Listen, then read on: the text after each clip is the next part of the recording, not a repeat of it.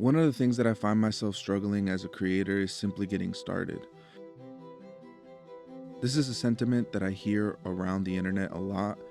A lot of people seem to get stuck. A lot of people seem to get frozen. A lot of people seem to overanalyze the choices. They get stuck on the gear, they get stuck on the cameras, they get stuck on the lighting, etc. Personally, one of the ways that I try to manage this for myself is to get more in tune with writing, logging, journaling. I tend to get a lot of different ideas all the time, and I don't always have the time to enact them right away. So because of this, if you write something down, or if you record it, if you annotate it, if you put it somewhere physical, somewhere tangible, you're one step closer to making it a real thing. Another way to avoid procrastinating on your own projects is to make it so that your workplace is optimized to the best of your abilities. Try to reduce the friction between you and creating, whether that is leaving your camera out on a desk, finding the proper place to put all your gear, finding the way to organize everything so you know exactly where they have to be, so that the next time that you have an idea, you can act upon it right away. These are small habits that I've been trying to build up, and like anyone else, like any human, I'm not perfect, and it's all a process. A lot of the times life tends to get in the way, whether that be work or schooling or other personal responsibilities that you have to take care of. Allowing yourself room to let the idea breathe is key. Sometimes it doesn't always come out right the first time anyways. Letting it marinate, letting it sink, and letting it develop into a full-fledged project is something that you should really try to do.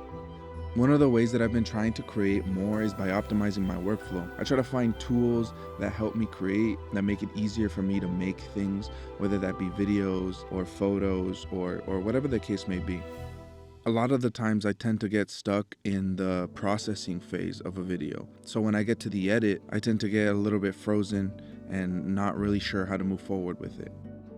Having a good script or having a good idea definitely helps the process, but it doesn't always do everything for you.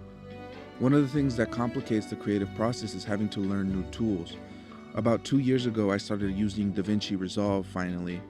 And as someone who had used Premiere Pro for my whole life, it was a bit of a process to get used to. Video editing isn't something that comes natural to me, so it's been somewhat of a daunting task to try to get used to these new tools.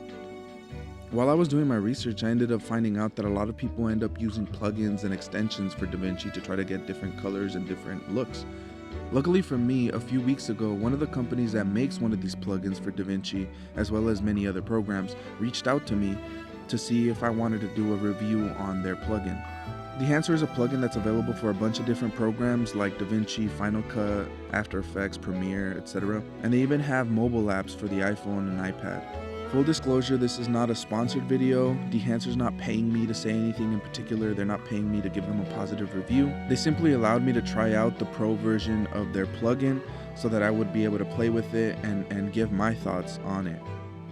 For me personally, I do a lot of travel videos, a lot of cinematic videos, a lot of film style videos, and so I'm assuming that's what drew them to reach out. And honestly, it was a little bit of a surprise because I don't have a big channel. I'm not a huge name on YouTube. This is my first type of collaboration with a company like this. And so it was really exciting for me to try something out like that and to give them my thoughts. Like I said, I've been a photographer for nearly a decade. I'm a professional graphic designer, and I've been a videographer for many years as well. Mostly just things that I post online and on my website.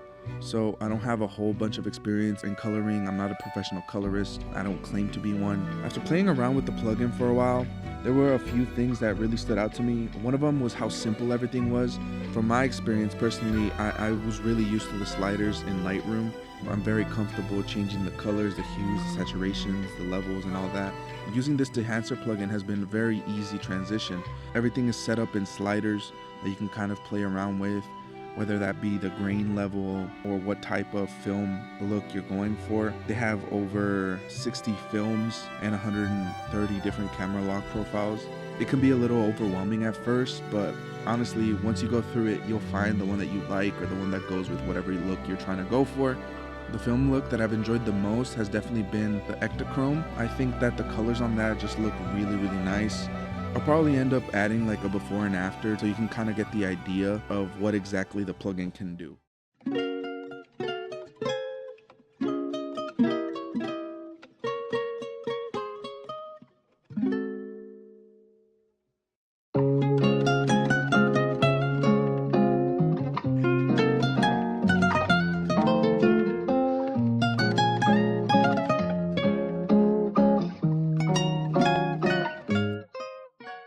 of the things that is definitely important to keep in mind is that using a plugin like this is not a full-on solution. If you have no experience coloring or editing colors or curves or anything like that, you're gonna have a hard time doing this.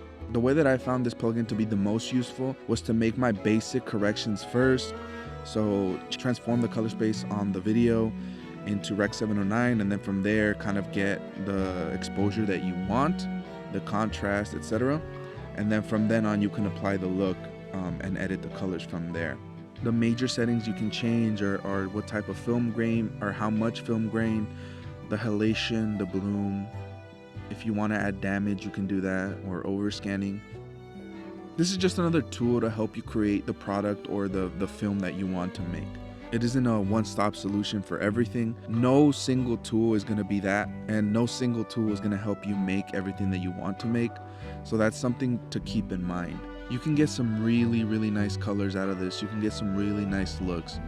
All this is meant to be is sort of a stepping stone or a little bit of a boost to try to get to where you want to be.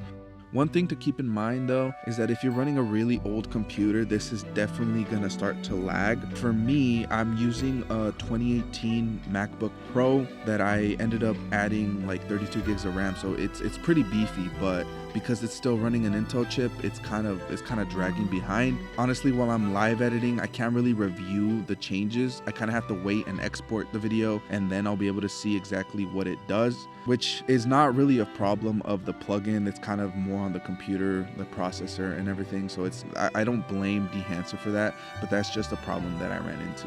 Another cool thing is that Dehancer ended up coming out with a mobile app, and I was able to try that out as well. Kind of reminds me of Visco a little bit, like old school Visco, but it really is a Lightroom adjacent type of photo editor. It honestly, it looks really nice. It runs smoothly. All of the settings are perfect for me. This is a lot more towards my wheelhouse, so I feel a lot more comfortable using it. Currently, I'm not entirely sure if they have a lifetime membership for that or what the deal is with that. I think they have a monthly subscription and a yearly subscription. But yeah, honestly, if you're willing to give it a try, I definitely recommend that. All in all, this is a really, really good plugin, both for DaVinci and the mobile app as well. You can get some really, really good colors out of it, some really nice edits, and it can just really give your videos that much more of an interesting look. I did ask Dehancer if I can get some sort of discount code to all the viewers of this video. So if you're interested in this program and checking it out, I definitely recommend you use code AZOD, AZOD, at checkout. I'll leave a link below to that. It is an affiliate link, so that supports this channel. It supports me as a creator, and I really appreciate that. Thank you to Dehancer for making that possible, and thank you to everyone who decides to check that out. Thank you so much for watching this video, and I appreciate your time.